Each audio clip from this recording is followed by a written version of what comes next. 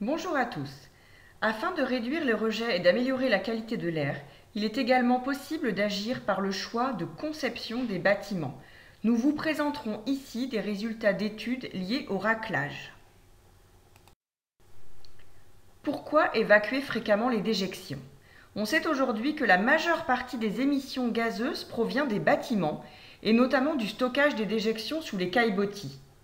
L'évacuation fréquente des déjections, que sont le raclage, le flushing ou le lisier flottant, permettent de diminuer ces émissions.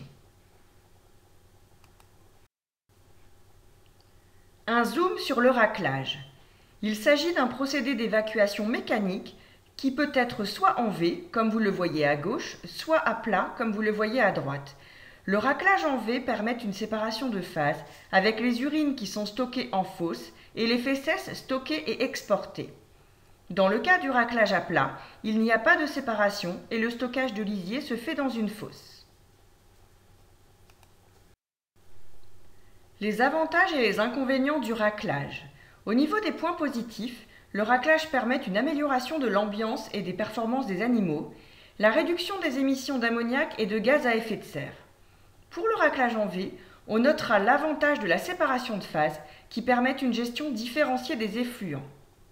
Pour les aspects négatifs, on trouve en premier le surcoût qui est de 100 à 150 € par place de porc charcutier, la maintenance des câbles et des racleurs avec des questions sur la longévité, l'étanchéité au niveau des sorties des racleurs et enfin le fait que ce soit une technique difficilement adaptable sur des bâtiments existants.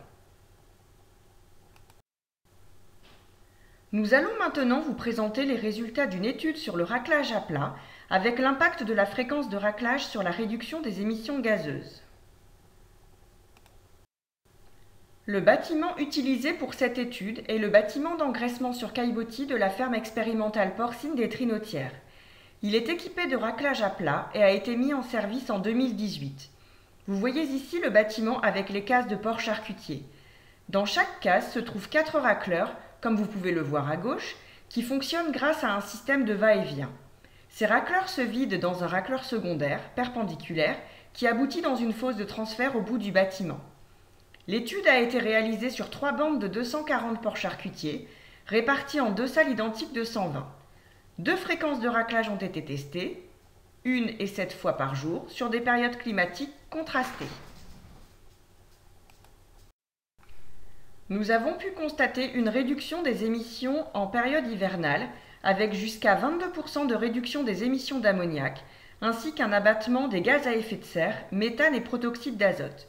Les émissions restaient dans tous les cas relativement faibles, avec en moyenne 6,8 g par porc et par jour, contre 9,9 à 12,9 pour une étude similaire à Crécom, sachant que la référence en lisier stocké est de 7,68.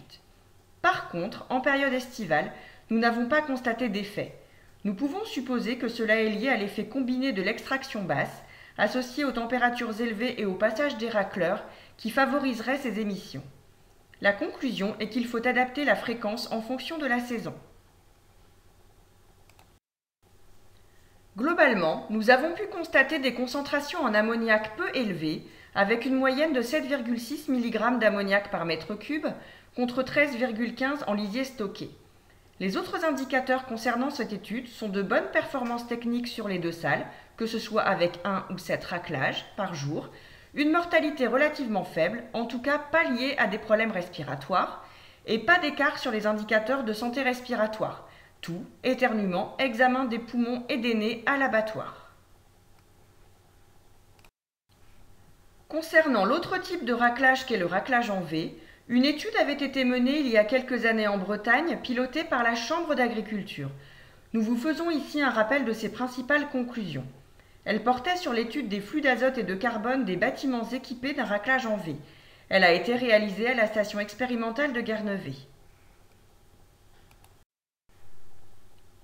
Les premiers résultats, issus de suivis réalisés de 2006 à 2013, montraient une baisse des émissions d'ammoniac au bâtiment de 40 à 50%, ainsi qu'une répartition de 55% de l'azote et 90% du phosphore dans la fraction solide.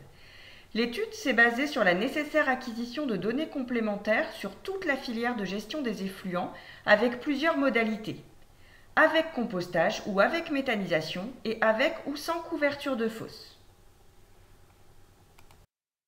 Les conclusions de cette étude sont les suivantes. Les émissions d'ammoniac avec la filière raclage sont équivalentes à celles de la filière lisier stocké. Ceci est dû aux émissions liées au compostage. Avec un bâtiment équipé d'un racleur en V, la méthanisation permet de conserver au mieux l'azote avec une baisse de 25% des émissions d'ammoniac, ainsi que de limiter les émissions de gaz à effet de serre avec une baisse de 73%.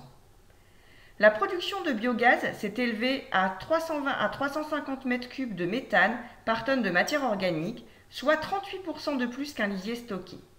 Enfin, le constat a été fait que les plantes assimilent mieux l'azote des produits issus d'un bâtiment équipé d'un raclage en V, urine ou digestat, que des lisiers stockés. Merci de votre attention.